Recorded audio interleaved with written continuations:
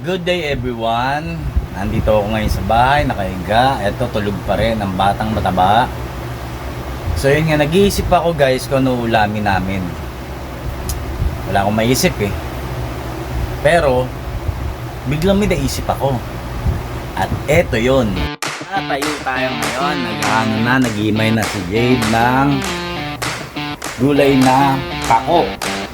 Hindi pa ako pako. At ito ang aming ulam for today. Yan. Ginataang suso. Bakit ang suso ay masarap sipsipin? Bahala na kayong mag-isip. So yun guys, ang aming ulam for today ay ginataang suso. Wow, yummy. Malapit na yan. Pagmamantikain lang yan para mas masarap siya. So yun lang guys, nire-ready na ang panggulo mamaya. Okay, yun lang. And peace out. Bye-bye.